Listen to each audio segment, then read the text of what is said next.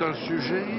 Le mercredi 10 mai 2006, le président français Jacques Chirac a présidé les cérémonies de la première journée commémorative du souvenir de l'esclavage et de son abolition. C'était au Palais du Luxembourg. Mais avant, au Palais de la République, aux Champs-Élysées, chants et contre-chants de photos et de caméras ont immortalisé ses propos. C'est aujourd'hui l'ensemble de la mémoire de l'esclavage, longtemps refoulée, qui doit entrer dans notre histoire. Une mémoire qui doit être véritablement partagée. Depuis 11 ans déjà, le 10 mai est en France la journée nationale des mémoires de la traite. Chez nous, en Afrique, c'est pour nous une des causes principales du sous-développement, avec un ressentiment extrêmement fort. Nous sommes bloqués dans la misère parce qu'il y a eu cette saignée historique. Et c'était très important, la loi Taubira, en reconnaissant cela comme crime contre l'humanité. Un crime que certains veulent accrocher aussi aux Africains.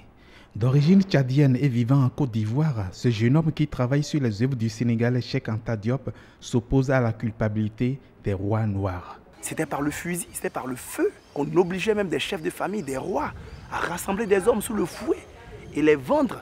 Et ensuite écrire dans des livres d'histoire que non, ce sont les Noirs qui ont vendu les Africains. Mais il faudrait que les Africains écrivent maintenant sur l'esclavage. Parce que tant que c'est le chasseur, comme on le dit, qui écrit son récit de chasse, nous resterons éternellement les martyrs, les incriminés. Devoir de mémoire qui devrait nous inspirer au Bénin, Est Dahomey.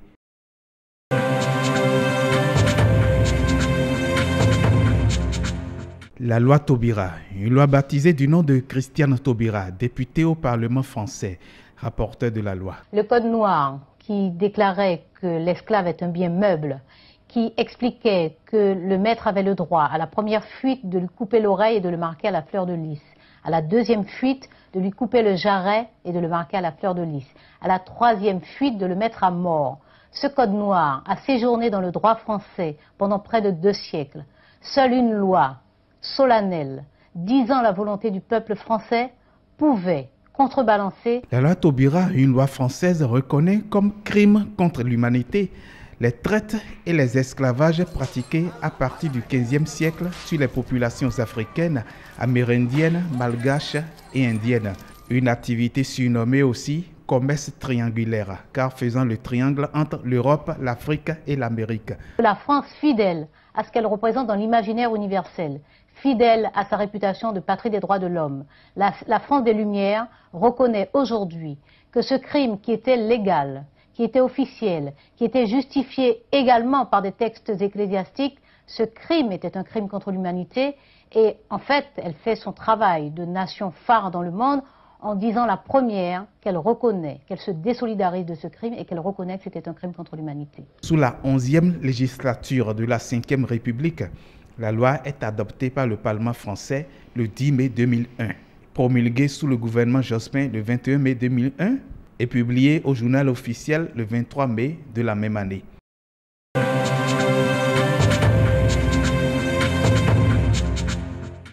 Cette célébration mérite d'être organisée chaque année parce que l'esclavage a été un crime. Se souvenir chaque année, c'est une bonne décision. Seulement, c'est la suite qui nous intéresse nous autres. La suite, c'est que d'abord, il faut préciser que cette date a été choisie en référence à la loi Taubira qui a été votée en 2001.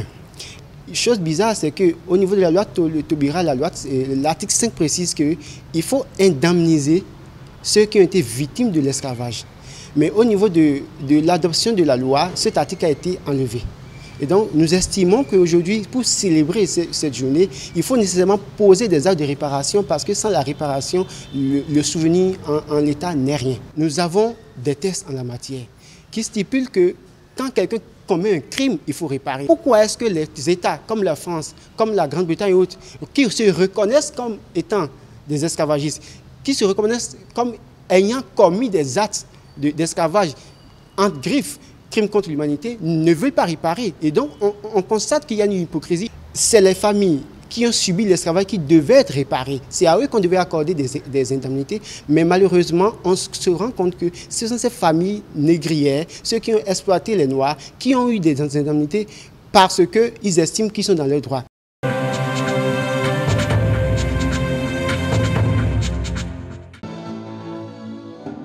Les hostilités de la célébration de la fête de l'Europe sont ainsi lancées. une célébration des 60 ans d'existence de l'Union européenne. Les liens entre l'Union européenne et l'Afrique sont riches et diversifiés. D'ailleurs, 2017, c'est une année particulièrement chargée de contenu africain dans l'Union européenne. Le partenariat entre le Bénin et l'Union européenne est vieux de plus de 50 ans. L'Union européenne est présente au Bénin depuis son indépendance et le partenariat entre l'Union européenne et le Bénin s'est approfondi au fil des années.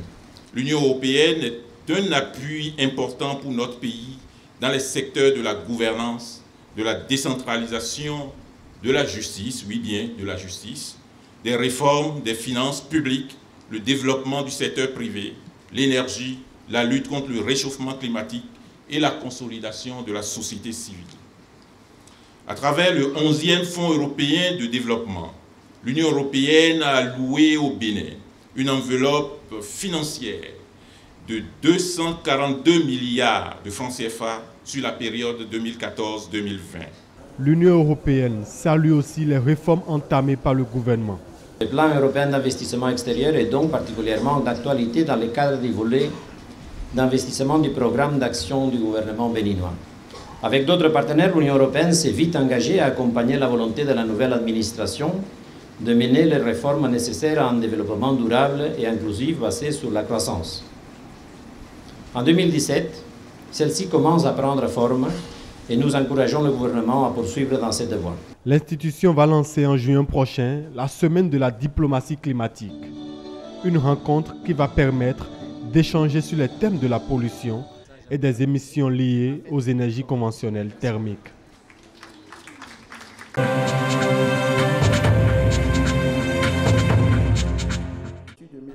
Aujourd'hui, l'absence d'action contre la résistance bactérienne sera demain à l'origine d'une absence de guérison des maladies infectieuses.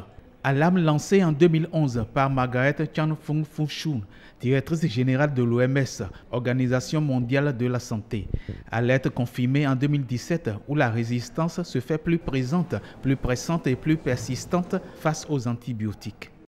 Elle entraîne, cette résistance, une augmentation significative de la durée d'hospitalisation des patients et du coût de leur prise en charge, mais également une augmentation de la morbidité et de la mortalité liées aux maladies infectieuses. De plus, en l'absence d'antibiotiques sûrs et efficaces pour prévenir et traiter les infections, certaines interventions chirurgicales deviennent des actes médicaux à haut risque. Docteurs, professeurs et autres acteurs du secteur médical se mettent ensemble pour trouver les remèdes durant cette première journée sur la résistance aux antibiotiques. La problématique qui nous réunit aujourd'hui est une occasion solennelle d'actualiser nos connaissances sur le phénomène de la résistance bactérienne et de souligner l'importance particulière que représentent encore les antibiotiques dans la préservation de millions de vies. Le diagnostic étiologique du développement vertigineux de la résistance aux antibiotiques sera établi. Une thérapeutique appropriée sera proposée. Des recommandations qui seront sans aucun doute mises en œuvre pour que les populations aient le bonheur d'une bonne santé à la bonne heure.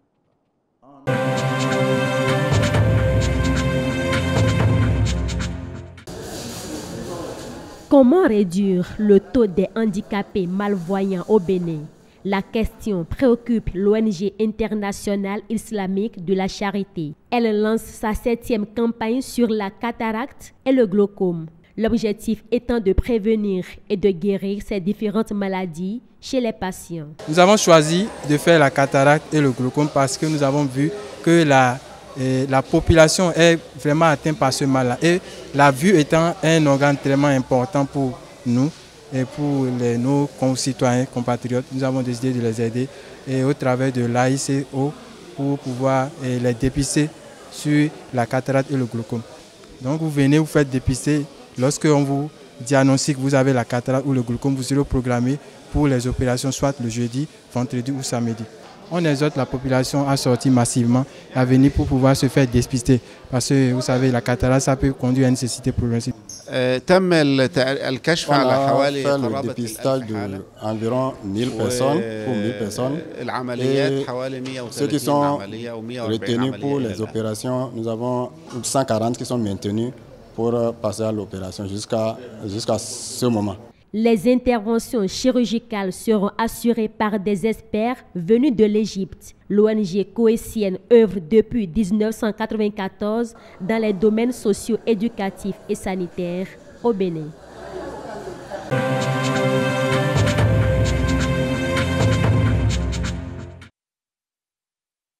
En Afrique, selon les statistiques, la rage tue une personne toutes les 10 minutes. Mais au Bénin, cette maladie endémique est encore négligée, et ce pour plusieurs raisons. La faiblesse des capacités des services vétérinaires, la non-maîtrise de la couverture vaccinale, la faible capacité de diagnostic de la rage, mais également l'absence d'une législation spécifique sur les chiens et les autres animaux de compagnie. Toutes ces raisons justifient l'organisation du présent atelier dont l'objectif général est de doter notre pays d'un plan de lutte efficace contre la rage. Il s'agira de façon spécifique de procéder à la validation du plan national d'élimination de la rage, de définir une feuille de route et de proposer des stratégies pour la mobilisation des ressources à cette fin. Le temps de prise de conscience face à cette zoonose a sonné. Je me réjouis de la mobilisation des institutions internationales pour des actions coordonnées au regard du concept « Une seule santé, One Health ». Vos réflexions et vos suggestions seront d'un apport considérable à l'amélioration du document soumis à votre appréciation.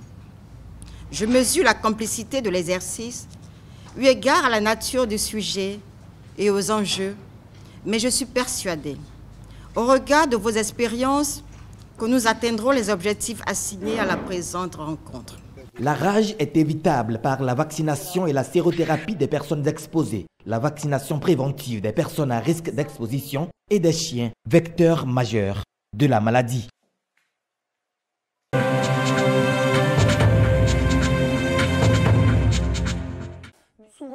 D'origine animale, la rage est une maladie qui peut être transmise par 3 sources. Les chiens, les chats et les singes dans les maisons, puis les renards souvent rencontrés dans la brousse et les chauves-souris. Ça peut se faire à travers une plaie ou à travers une griffure ou bien à travers le léchage d'une plaie. Le virus rabique est rare chez l'homme, mais une fois atteint, il circule dans ses nerfs. C'est à travers ces nerfs-là que le virus va cheminer pour aller jusqu'au cerveau. Et au niveau du cerveau maintenant, le virus se multiplie. Une fois que le seuil est atteint au niveau du cerveau, ça repart du cerveau dans tous les organes maintenant. Et plus particulièrement dans la glande salivaire. La rage est une maladie évitable à 100%. Et toute personne atteinte doit mettre à profit le temps d'incubation afin de ne pas en mourir. L'enfant qui était bruyant, qui s'amusait, etc., devient brutalement tranquille. Il peut ne pas avoir de la température. Parfois, il peut se mettre à vomir. Avec un bol d'eau, il se met à se rétracter. Et il n'arrive plus du tout parce qu'il n'arrive pas à déglutir, parce qu'il a mal à la gorge. Et quelquefois, il arrive à aboyer, exactement comme le chien.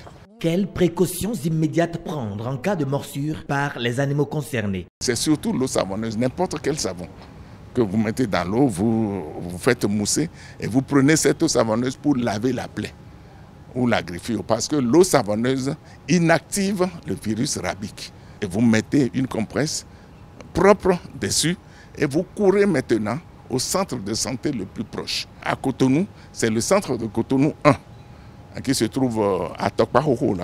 Là, ils sont très très bien. Un chien enragé doit être gardé chez le vétérinaire pendant 15 jours d'observation. Si le chien dépasse les 15 jours sans mourir, on peut confirmer effectivement qu'il n'est pas enragé. Qu'il soit enragé ou qu'il ne soit pas enragé, nous conseillons à tous les détenteurs de chiens de faire vacciner leurs chiens. Le vaccin du chien, c'est à peine à 5 000 francs. Or, il faut au minimum 100 000 francs CFA pour guérir un enfant enragé. La sensibilisation contre la rage doit donc être une affaire de tous.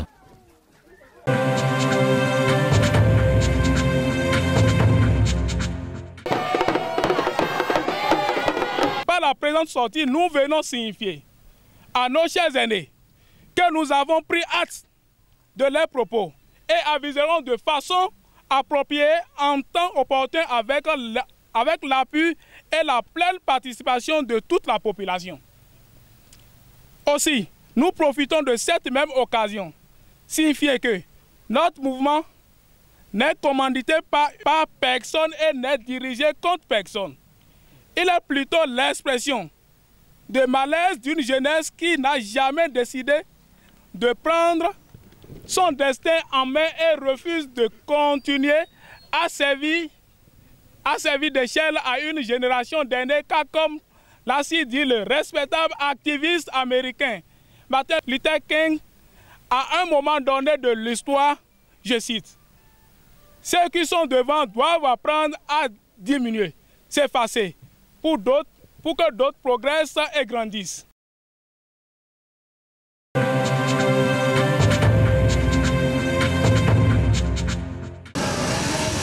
C'est le principal et le plus court axe de jonction entre deux localités populeuses de la commune d'Abomey-Calavi. Il s'agit de Womey et de l'arrondissement de Kokotomey. C'est aussi le plus dangereux en saison des pluies, un bas-fond dont la traversée a plongé à plusieurs reprises des familles dans la détresse. C'est une voie vraiment dangereuse qui faisait vraiment des victimes. Les gens qui ne savent pas nager, à moto ou à pied, se noient. Et encore de plus, comme nous avons le CEG Kokotomey qui est là, les élèves ont du mal à traverser ce bas-fond-là. Évidemment, elles éprouvent de sérieuses difficultés, les populations. C'est la peur au ventre qu'elles engagent la traversée, mais depuis peu, l'État a décidé de la construction de cet ouvrage de franchissement, un ouvrage long de 324 mètres. On a démarré il y a environ un mois. Là, il y a une première phase sur laquelle nous sommes, c'est les sondages et puis les installations du chantier. Donc le chantier a prévu 3 mois.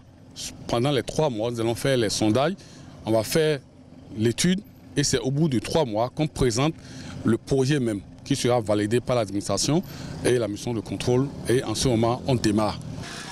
3 mois pour le sondage, puis 12 mois pour les travaux proprement dits. Les populations de leur côté se réjouissent du démarrage. On est en train de construire le pont pour nous et puis aujourd'hui là on est un peu joyeux. Oui. Et ça nous réjouit parce que si cette infrastructure peut bien terminer, donc je crois que c'est bon pour nous les citoyens de Womey et de Kokotomey. Et c'est un soulagement pour nous, c'est un soulagement, un grand soulagement. En attendant l'achèvement des travaux, elles ne peuvent se contenter de ce passage précaire. Un aménagement fait de sacs de jute remplis de sable, un tablier de fortune qui s'affaisse déjà par endroits.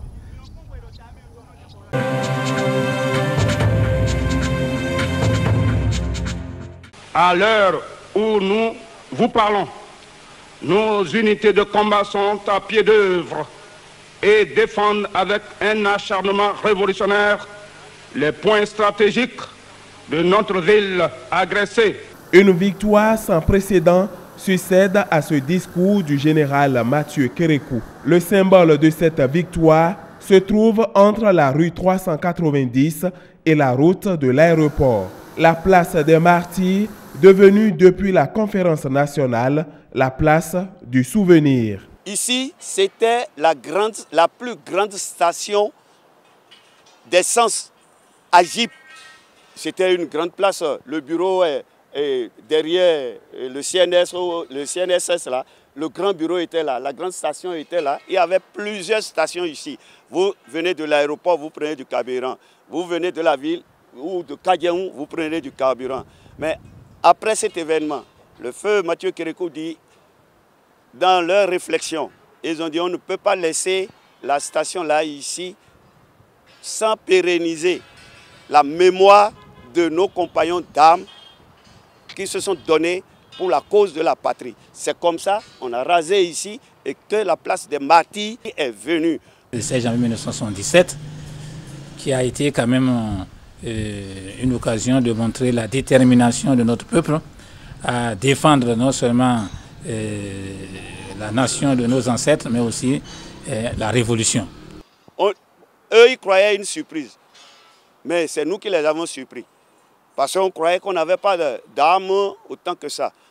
La mobilisation du peuple béninois face à l'équipe de Bob Denard est matérialisé ici. Un soldat armé avec le drapeau national en main. À ses côtés, une femme et un homme armés de coupe-coupe, les torses dressés en défense. La statue, l'homme géant qui est là, qui a le fusil, c'est Alassane Kassim, celui qui a tué le mercenaire noir et d'autres. La femme que vous avez, c'est l'histoire, c'est l'Amazone. Les Amazones, elles ont combattu ce jour-là aussi, parce que tout le peuple béninois était mobilisé. On a dit, nous ne serons pas là, et d'autres viendront de l'extérieur pour nous diviser ou nous recoloniser. Les Béninois ont dû payer un grand prix ce 16 janvier 1977. Plusieurs blessés, 7 morts dont 6 militaires et 1 civil ont été enregistrés. Delphine Tossou, la fille du capitaine Mathieu Tossou, l'un des martyrs, et le sous-officier supérieur Victorin Togbé racontent l'histoire à ses écoliers. Ces témoins de l'événement insistent sur le nom Place des Martyrs. Pour nous, c'est Place des Martyrs. C'est une journée de mémoire des martyrs. Donc il faut que les gens reviennent dessus pour trouver la formule nécessaire pour que ça soit une journée de retrouvailles, chômée et payée. C'est quelque chose que les gens ont fait, qu'on ne doit pas oublier. Si c'est dans d'autres pays là, on ne serait pas à ce niveau. Ce monument est au cœur d'un projet, mais son entretien suscite des réactions. Je pense que cette place n'est pas tellement entretenue comme il devait l'être. La Fondation Mathieu Kérékou a élaboré un projet surnommé le Musée de l'Histoire de la République, de 1894 et à aujourd'hui. Et nous pensons que c'est un dossier qui doit concerner tout le monde. C'est un pan de l'histoire du Bénin qui a pris corps ici. Même si, selon les témoins de l'événement, ce monument suscite peu d'engouement aujourd'hui, c'est le symbole de l'unité béninoise et un site touristique qu'il faut absolument visiter.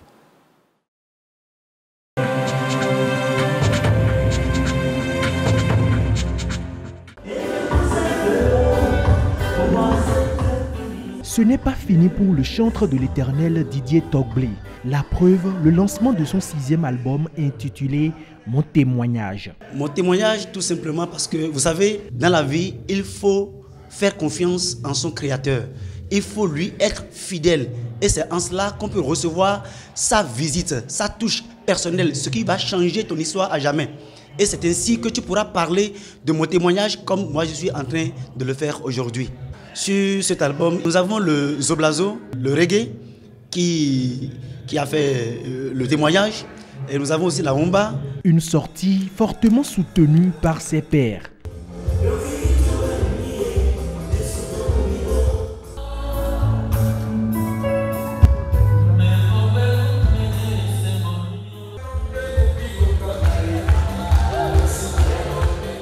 Derrière cet album, il existe une main visible qui apprécie le chantre. J'aime tout ce qui a trait à la louange, tout ce qui a trait à la chanson religieuse, tout ce qui a trait à l'adoration. Et mon frère Didier Togbé est dans ce ministère, donc je suis venu naturellement le soutenir afin que les œuvres qu'il produit puissent impacter le peuple de Dieu, parce qu'à travers la chanson aussi, on évangélise. L'album est disponible en version audio avec 7 titres et 2 remixes.